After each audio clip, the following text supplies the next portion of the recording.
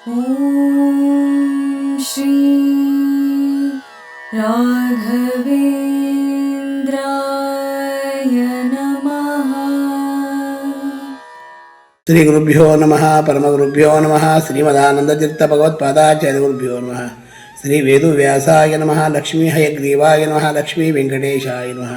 कल्याणाद्भुतगात्राय कामितार्थप्रदायिने श्रीमद्वेंकटनाथाय श्रीनिवासाय ते नमः। वेंकटाद्रिसमं स्थानं ब्रह्माण्डे नास्ति किंचन वेंकटेशसमो देवो न भूतो न भविष्यति इति सत्यवाक्येन सर्वार्थां साधयाम्यहं। हरि ओಂ. ಶ್ರೀ ಕ್ಷೇತ್ರ ಆಗಿರ್ತಕ್ಕಂಥ ಜ್ವಾಲಾ ಭವರೋಗ ವೈದ್ಯ ಲಕ್ಷ್ಮೀ ನರಸಿಂಹದೇವರ ಸನ್ನಿಧಾನ, ನವನರಸಿಂಹದೇವರ ಸನ್ನಿಧಾನ, ಸಂತಾನ ಗೋಪಾಲಕೃಷ್ಣ ಇರ್ತಕ್ಕಂಥ ಸನ್ನಿಧಾನ, ಸಾಕ್ಷಾತ್ ನಮ್ಮ ನಿಮ್ಮ ಗುರುಗಳಾಗಿರ್ತಕ್ಕಂಥ ಮುಖ್ಯ ಪ್ರಾಣದೇವರ ಸನ್ನಿಧಾನ, ಮಂತ್ರಾಲಯ ಪ್ರಭು ರಾಘವೇಂದ್ರ ತೀರ್ಥರ ಸನ್ನಿಧಾನದಲ್ಲಿ ವಿಜೇಂದ್ರ ತೀರ್ಥರು, ರಾಯರು, ಜಯತೀರ್ಥರು ಮೂರೂ ಮೂರ್ತಿಗೆ ಇರ್ತಕ್ಕಂಥ ಈ ಕ್ಷೇತ್ರದಲ್ಲಿ ಮತ್ತು 48 ಸಾಲಿಗ್ರಾಮ ಇರ್ತಕ್ಕಂಥ ಇಂಥ ಕ್ಷೇತ್ರದಲ್ಲಿ ರಾಯರ ಭಕ್ತರಿಗೆ ರಾಯರೇ ಅನುಗ್ರಹ ಮಾಡ್ತಕ್ಕಂಥ ಇಂತಹ ಚಾನಲ್ ನೋಡ್ತಕ್ಕಂಥವರಿಗೆ ಭಗವಂತ ಎಲ್ಲರಿಗೂ ಆರೋಗ್ಯವನ್ನು, ಭಾಗ್ಯವನ್ನು, ಧನ ಧಾನ್ಯಗಳನ್ನು ಕೊಟ್ಟು ಚೆನ್ನಾಗಿ ಕಾಪಾಡಲಿ ಅಂತೇಳಿ ಭಗವಂತನಲ್ಲಿ ಪ್ರಾರ್ಥನೆ ಮಾಡ್ತಾ,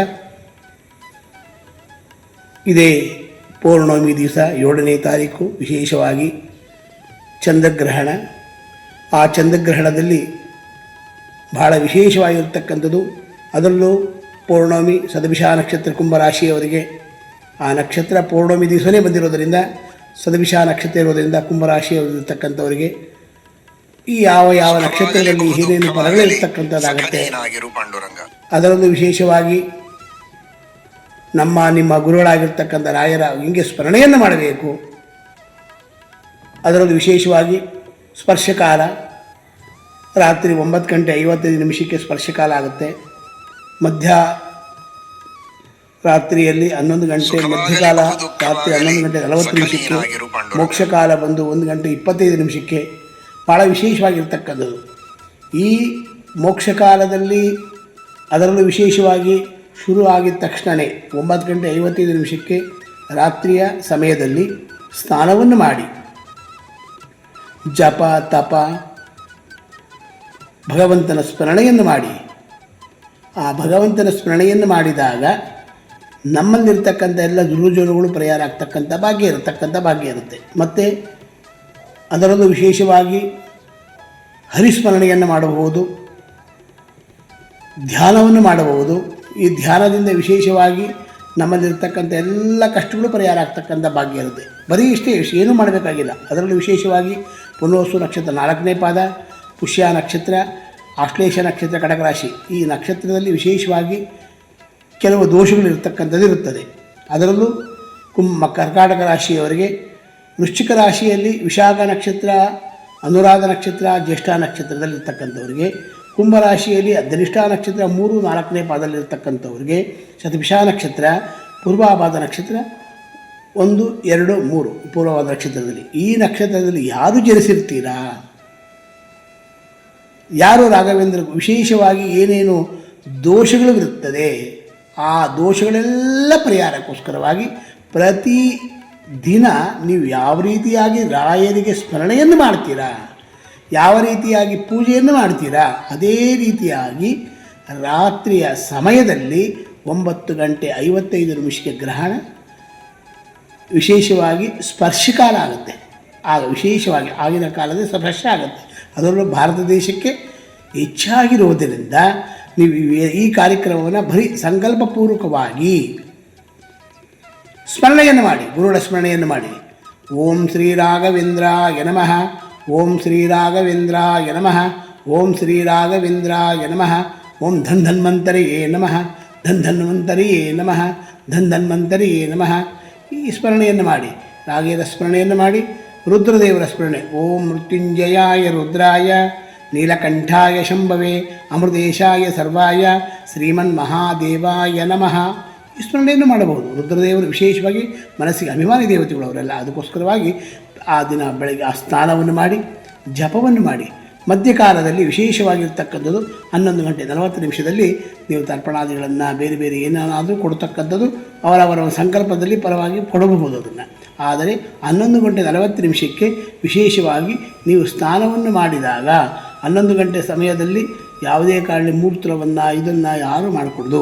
ಅದರಲ್ಲೂ ವಿಶೇಷವಾಗಿ ಬಸರಿ ಹೆಂಗಸಿರ್ತಕ್ಕಂಥವರು ಆ ಸಮಯದಲ್ಲಿ 9:55 10 ಗಂಟೆ ಸಮಯದಲ್ಲಿ ಮಲ್ಕೊಂಡ್ರೆ ಅವರು ಅದು ಮಾರನೇ ದಿವಸನೇ ಅವ್ರು ಎದ್ದು 4 ಗಂಟೆಗೋ 5 ಗಂಟೆಗೆ ಎದ್ದು ಸ್ನಾನವನ್ನು ಮಾಡಿ ಮನೆ ಮುಂದೆ ನೀರನ್ನು ಹಾಕಿ ವಿಶೇಷವಾಗಿ ಮಾಡಿದಾಗ ಅದೆಲ್ಲ ಪರಿಹಾರ ಆಗ್ತಕ್ಕಂಥ ಭಾಗ್ಯ ಇರುತ್ತೆ.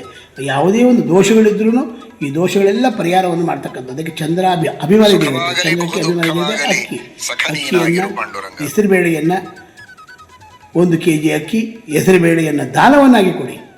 ಯಾರ್ಯಾರು ಕಟಕ ರಾಶಿಯವರು, ವೃಶ್ಚಿಕ ರಾಶಿಯವರು, ಕುಂಭರಾಶಿಯವರು.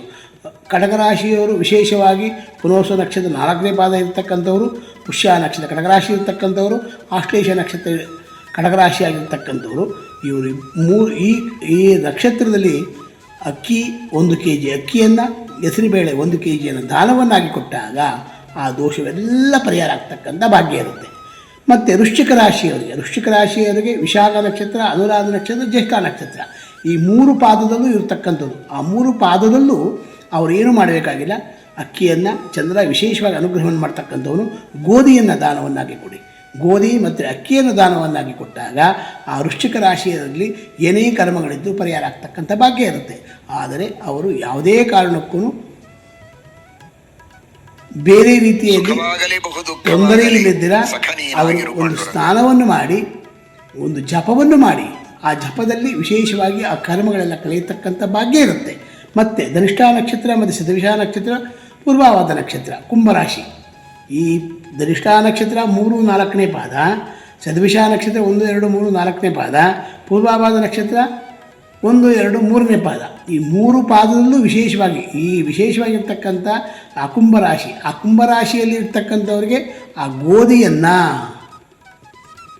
ಮತ್ತು ತೊಗರಿಬೇಳೆಯನ್ನು ದಾನವನ್ನಾಗಿ ಕೊಡಬೇಕು. ಅದು ಯಾಕೆ ತೊಗರಿಬೇಳೆಯನ್ನು ಕೊಡಬೇಕು ಅಂದಾಗ ಪೌರ್ಣಮಿ ಅವತ್ತೇ ಬಂದಿರೋದರಿಂದ, ಅದರಲ್ಲೂ ವಿಶೇಷವಾಗಿ ಶತಭಿಷ ನಕ್ಷತ್ರ ಆ ದಿನ ಇರೋದರಿಂದ, ಭದ್ರ ಯೋಗ ಇರೋದರಿಂದ ಈ ವಿಶೇಷವಾಗಿ ಗೋಧಿಯನ್ನು ತೊಗರಿಬೇಳೆಯನ್ನು ಈ ನಕ್ಷತ್ರದವರು ಕುಂಭರಾಶಿಯವರು ಕೊಟ್ಟಾಗ ಆ ಕುಂಭರಾಶಿಯಲ್ಲಿರ್ತಕ್ಕಂಥವ್ರಿಗೆಲ್ಲ ಆರೋಗ್ಯದ ಸಮಸ್ಯೆಗಳಿದ್ದಾಗ ಪರಿಹಾರ ಆಗ್ತಕ್ಕಂಥ ಭಾಗ್ಯ ಇರುತ್ತೆ. ಮತ್ತು ವೃಶ್ಚಿಕ ರಾಶಿಯಲ್ಲೂ ಆರೋಗ್ಯ ಸಮಸ್ಯೆ, ಬೇರೆ ಬೇರೆ ಸಮಸ್ಯೆಗಳು ಏನೇ ಇದ್ರೂ ರಾಯರ ಅನುಗ್ರಹದಿಂದ, ಗುರುಗಳ ಅನುಗ್ರಹದಿಂದ ಎಲ್ಲ ಪರಿಹಾರ ಆಗ್ತಕ್ಕಂಥ ಭಾಗ್ಯ ಇರುತ್ತೆ. ಕಟಕ ರಾಶಿಯಲ್ಲಿರ್ತಕ್ಕಂಥವ್ರು ಅದರಲ್ಲೂ ಬಹಳ ಕೋಪ ಇರ್ತಕ್ಕಂಥವ್ರು ಆಗ್ತಾರೆ. ಅದರಲ್ಲಿ ಯಾವ ಕೋಪ ಅಂದರೆ ಆಶ್ಲೇಷ ನಕ್ಷತ್ರದಲ್ಲಿರ್ತಕ್ಕಂಥವ್ರಾಗಿರ್ಬೋದು, ಪುನರ್ವಸು ನಕ್ಷತ್ರ ಮತ್ತು ಪುಷ್ಯ ನಕ್ಷತ್ರ ಇರತಕ್ಕಂಥವ್ರಾಗ್ಬೋದು.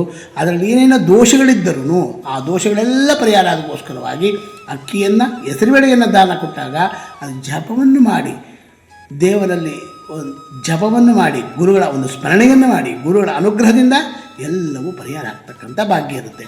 ಅದರಿಂದ ಈ ಎಲ್ಲ ದಾನವನ್ನಾಗಲಿ ಎಲ್ಲವನ್ನು ಮಾರನೇ ದಿವಸ ಸ್ನಾನವನ್ನು ಮಾಡಿ ಅದನ್ನು ಪೂಜೆಯನ್ನು ಮಾಡಿ ಅದನ್ನು ದಾನವನ್ನಾಗಿ ಕೊಟ್ಟಾಗ ಆ ಗುರುಗಳ ಅನುಗ್ರಹದಿಂದ ಎಲ್ಲ ರುದ್ರದೇವರ ಅನುಗ್ರಹದಿಂದ ಎಲ್ಲ ಕಷ್ಟಗಳು ಪರಿಹಾರ ಆಗ್ತಕ್ಕಂಥ ಭಾಗ್ಯ ಇರುತ್ತೆ. ಚಂದ್ರಗ್ರಹಣ ಎಲ್ಲರಿಗೂ ಅನುಗ್ರಹವನ್ನು ಆಗ್ತಕ್ಕಂಥ ಭಾಗ್ಯ ಇರುತ್ತೆ.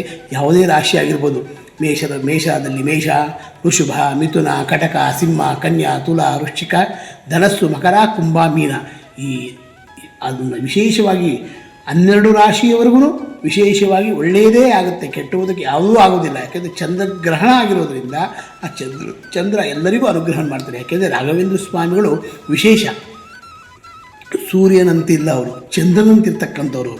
ಹೇಗೆ ಚಂದ್ರನಂತಿದ್ದಾರೆ ಗುರುಗಳು ಅಂತ ಹೇಳಿದ್ರೆ ತಾಮಸಗಳನ್ನು ನೋಡ್ತಕ್ಕಂಥವ್ರು. ಚಂದ್ರ ನಮಗೇನು ಮಾಡ್ತಾನೆ? ತಾಮಸ ಗುಣವನ್ನು ಕೊಡ್ತಾನೆ ಅವನು ಚಂದ್ರ. ಅದಕ್ಕೋಸ್ಕರವಾಗಿ ಈ ಚಂದ್ರಗ್ರಹಣದಲ್ಲಿ ಏನೇ ತೊಂದರೆಗಳಿದ್ದು, ಯಾವುದೇ ದೋಷಗಳಿದ್ದರೂ ಪರಿಹಾರ ಮಾಡ್ತಕ್ಕಂಥವರೇ ನಮ್ಮ ಗುರುಗಳಾಗಿರ್ತಕ್ಕಂಥ ಚಂದ್ರ. ವಿಶೇಷವಾಗಿ ಅನುಗ್ರಹವನ್ನು ಮಾಡಿ ಗುರುಗಳಿಗೆ, ಆ ಗುರುಗಳ ಮುಖೇನ ಕಾಮಧೇನು ಆಗಿ ಕಲ್ಪವೃಕ್ಷರಾಗಿ ಬಂದು ನಮ್ಮನ್ನೆಲ್ಲರನ್ನು ಉದ್ಧಾರ ಮಾಡ್ತಕ್ಕಂಥವ್ರಾಗ್ತಾರೆ. ಯಾರವರು? ಅವರೇ ರಾಘವೇಂದ್ರ ಸ್ವಾಮಿಗಳು, ಅವರೇ ನಮ್ಮ ಗುರುಗಳು. ಅಗಮ್ಯ ಮಹಿಮಾಲೋಕೆ ರಾಘವೇಂದ್ರೋ ಮಹಾಶಯ ಶ್ರೀ ಮದ್ಭವದ ದುಗ್ಧಾತಿ ಚಂದ್ರ ಅವಧುಮಾಂಸದ ಸರ್ವವ್ಯಾಪ್ತ ಪರಾವ್ಯಾಪ್ತಿ ಯಥಾಶಕ್ತಿ ಪ್ರದಕ್ಷಿಣಂ ಅಂತ ಗುರುಗಳ ಸ್ಮರಣೆಯನ್ನು ಮಾಡಿ ಪ್ರಹ್ಲಾದರಾಗಿರ್ತಕ್ಕಂಥ ನಮ್ಮ ರಾಜನ ಸ್ಮರಣೆಯನ್ನು ಮಾಡಿ ಇಂತಹ ಗುರುಗಳ ಸ್ಮರಣೆಯನ್ನು ಮಾಡಿದಾಗ ನಮ್ಮಲ್ಲಿರ್ತಕ್ಕಂಥ ರೋಗಗಳೆಲ್ಲವೂ ಪರಿಹಾರ ಆಗ್ತಕ್ಕಂಥ ಭಾಗ್ಯ ಇರುತ್ತೆ. ಅದರಲ್ಲೂ ವಿಶೇಷವಾಗಿ ಮಾರನೇ ದಿವಸ ಕರ್ಕಾಟಕ ರಾಶಿ, ವೃಶ್ಚಿಕ ರಾಶಿ, ಕುಂಭರಾಶಿ ಈ 3 ರಾಶಿಯಲ್ಲಿರ್ತಕ್ಕಂಥವರು ಆ ನಕ್ಷತ್ರದಲ್ಲಿರ್ತಕ್ಕಂಥವ್ರು ಪುನವಸು, ಪುಷ್ಯ, ಆಶ್ಲೇಷ, ಅದರಲ್ಲಿ ವಿಷಯಾಗ ನಕ್ಷತ್ರ, ಅನುರಾಧ, ಜ್ಯೇಷ್ಠ ನಕ್ಷತ್ರ, ಧನಿಷ್ಠ ನಕ್ಷತ್ರ, ಶತಭಿಷ ನಕ್ಷತ್ರ, ಪುನವಸು, ಪೂರ್ವಾಭಾದ ನಕ್ಷತ್ರ, ಈ ನಕ್ಷತ್ರದಲ್ಲಿರ್ತಕ್ಕಂಥವ್ರು ರಾಯರ ಮಠಕ್ಕೆ ಹೋಗಿ ಅಲ್ಲಿ ಬ್ರಾಹ್ಮಣರಿಗೆ ದಾನವನ್ನಾಗಿ ಕೊಡಿ. ನಿಮ್ಮ ಏನು ಸಂಕಲ್ಪ ಹೇಳಿದ್ದೀನೋ ಆ ಸಂಕಲ್ಪ ಪೂರ್ವಕವಾಗಿ ಆ ದಾನವನ್ನಾಗಿ ಕೊಡಿ. ಅದರಲ್ಲಿರ್ತಕ್ಕಂಥ ಕರ್ಮಗಳೆಲ್ಲ ಪರಿಹಾರ ಆಗ್ತಕ್ಕಂಥ ಭಾಗ್ಯ ಇರುತ್ತೆ. ಅಲ್ಲೇ ಕೊಡ್ಬೋದು, ರಾಯರ ಮಠಕ್ಕೆ ಕೊಡ್ಬೋದು, ಬೇರೆ ಕಡೆ ಕೊಡೋಕ್ಕಾಗಲ್ಲ ಅಂತಿಲ್ಲ. ರಾಯರ ಮಠಕ್ಕೆ ಕಾನ ಕೊಡಿ, ಶಿವನ ದೇವಸ್ಥಾನಕ್ಕೆ ಕಾನ ಕೊಡಿ, ಮುಖ್ಯ ಪ್ರಾಣ ದೇವರ ಸನ್ನಿಧಾನಕ್ಕೆ ಕೊಡಿ. ಇದೆಲ್ಲವೂ ನಿಮಗೆ ವಿಶೇಷವಾಗಿ ಅನುಗ್ರಹ ಆಗ್ತಕ್ಕಂಥ ಭಾಗ್ಯ ಇರುತ್ತೆ. ಅದರಲ್ಲೂ ಅವತ್ತಿನ ದಿವಸ ರಾಯರ ಮಠಕ್ಕೆ ಹೋಗಿ ಗುರುಗಳ ಸ್ಮರಣೆಯನ್ನು ಮಾಡಿ, ಅದರಲ್ಲೂ ಇಲ್ಲವಾದರೆ ರುದ್ರದೇವರ ಸನ್ನಿಧಾನ ಆಗಿರ್ಬೋದು. ಅದರಲ್ಲೂ ವಿಶೇಷವಾಗಿ ಸೋಮವಾರ ಮಹಾರುದ್ರದೇವರ ವಿಶೇಷ ಅನುಗ್ರಹ ಆಗ್ತಕ್ಕಂಥ ಭಾಗ್ಯ ಇರುತ್ತೆ. ಎಲ್ಲವೂ ನಿಮಗೆಲ್ಲರಿಗೂ ಅನುಗ್ರಹ ಆಗಲಿ, ಭಗವಂತ ವಿಶೇಷ ಅನುಗ್ರಹವನ್ನು ಮಾಡ್ತಕ್ಕಂಥವನಾಗ್ತಾನೆ. ಇಂಥ ರಾಯರ ಭಕ್ತರು, ರಾಯರ ಅನುಗ್ರಹ ಚಾನಲ್ ನೋಡ್ತಕ್ಕಂಥವ್ರು ಪ್ರತಿಯೊಬ್ಬರಿಗೂ ನಮ್ಮ ಗುರುಗಳಾಗಿರ್ತಕ್ಕಂಥ ರಾಘವೇಂದ್ರ ಸ್ವಾಮಿಗಳೇ ನಿಮಗೆ ಅನುಗ್ರಹವನ್ನು ಮಾಡಿ, ನಿಮ್ಮಲ್ಲಿರ್ತಕ್ಕಂಥ ರುಜು ರೋಗಗಳೆಲ್ಲ ಪರಿಹಾರವನ್ನು ಮಾಡಿ, ರಾಯರೇ ಗತಿಯು ನಮಗೆ. ಇಂಥ ಗುರುಗಳ ಸ್ಮರಣೆಯನ್ನು ಯಾರು ಮಾಡ್ತೀರಾ ಅವರ ಮನೆಯಲ್ಲಿ ನಿಮ್ಮ ಗುರುಗಳು ಬಂದು ನಿಮ್ಮ ನಕ್ಷತ್ರದಲ್ಲಿ ಯಾವುದೇ ದೋಷಗಳಿದ್ದರೂ ಎಲ್ಲವನ್ನು ಪರಿಹಾರವನ್ನು ಮಾಡಿ ನಿಮಗೆ ರಾಯರ ಸೇವೆಯನ್ನು ಮಾಡೋದಕ್ಕೋಸ್ಕರವಾಗಿ ರಾಯರೇ ನಿಂತು ಅವರ ಕಾಮಧೇನು ಆಗಿ ಬಂದು ಕಲ್ಪವೃಕ್ಷರಾಗಿ ಬಂದು ನಿಮ್ಮ ಮನೆಯಿಂದ ನಿಂತು ನಿಮ್ಮನ್ನೆಲ್ಲರನ್ನು ಉದ್ಧಾರ ಮಾಡ್ತಕ್ಕಂಥವರಾಗ್ತಾರೆ. ಇಂತಹ ಗುರುಗಳ ಸೇವೆಯನ್ನು ಯಾರು ಮಾಡ್ತೀರಾ, ಇಂತಹ ಗುರುಗಳ ಅನುಗ್ರಹವನ್ನು ಯಾರು ಪಡಿತೀರಾ, ಎಲ್ಲ ನಕ್ಷತ್ರದಲ್ಲೂ ಇಂತಹ ದೋಷಗಳೆಲ್ಲ ಪರಿಹಾರ ಆಗ್ತಕ್ಕಂಥ ಭಾಗ್ಯ ನಿಮ್ಮ ಗುರುಗಳು ನಿಮ್ಮನ್ನು ನಿಂತು ಇವನ್ನೆಲ್ಲವನ್ನು ಪರಿಹಾರ ಮಾಡ್ತಕ್ಕಂಥವರಾಗ್ತಾರೆ. ನಮಗೆಲ್ಲರಿಗೂ ನಿಮಗೆ ಗುರುಗಳಾಗಿರ್ತಕ್ಕಂಥ ರಾಘವೇಂದ್ರ ಸ್ವಾಮಿಗಳು ಎಲ್ಲರನ್ನು ಅನುಗ್ರಹವನ್ನು ಮಾಡಿ ಅಂತೇಳಿ ಭಗವಂತನಲ್ಲಿ ಪ್ರಾರ್ಥನೆ ಮಾಡ್ತಾ, ಪೂಜ್ಯಾಯ ರಾಘವೇಂದ್ರಾಯ ಸತ್ಯ ಧರ್ಮರತಾಯ ಚ ಭಜತಾಂ ಕಲ್ಪವೃಕ್ಷಾಯ ನಮತಾಂ ಕಾಮಧೇನವೇ ದೂರ್ವಾದಿ ಧ್ವಾಂತರವೇ ವೈಷ್ಣವೇಂದ್ರೇ ವರಂದ್ರಹೇ ಶ್ರೀ ರಾಘವೇಂದ್ರ ಗುರುವೇ ನಮೋ ಅತ್ಯಂತ ದಯಾಳವೇ ಮುಕೋಪಿ ಯತ್ತಸಾದೇನ ಮುಕುಂದ ಶಯನಾಯ ಚ ರಾಜರಾಜಾಯತೆ ಎತ್ತೋ ರಾಘವೇಂದ್ರೋ ಸಮಾಯ ಚ ಅಂತರಾಲಯ ರಾಘವೇಂದ್ರ ಸ್ವಾಮಿಗಳು ಸಂಪೂರ್ಣವಾಗಿ ಎಲ್ಲರಿಗೂ ಅನುಗ್ರಹವನ್ನು ಮಾಡಿ ಹಂಸನಾಮ ಪಕ್ಷಿಯಾಗಿರ್ತಕ್ಕಂಥ ಹೇಗೆ ಹಾಲನ್ನು ತಗೊಂಡು ನೀರನ್ನು ಬಿಡುತ್ತೋ ಅದೇ ರೀತಿಯಾಗಿ ನಮ್ಮಲ್ಲಿರ್ತಕ್ಕಂಥ ಒಳ್ಳೆಯ ಗುಣಗಳನ್ನು ತಗೊಂಡು ಕೆಟ್ಟ ಗುಣಗಳನ್ನು ಬಿಟ್ಟು ನಮ್ಮನ್ನೆಲ್ಲ ಉದ್ಧಾರ ಮಾಡಿ ಅಂತೇಳಿ ಭಗವಂತನ ಪ್ರಾರ್ಥನೆ ಮಾಡ್ತಾ ಸರ್ವಂ ಶ್ರೀಕೃಷ್ಣ ಅರ್ಪಣಮಸ್ತು. ಮಧ್ವಾಂತರ್ಗತ ಭಾರತೀಶ ಅರ್ಪಣಮಸ್ತು. ಓಂ ಶ್ರೀ ರಾಘವೇಂದ್ರ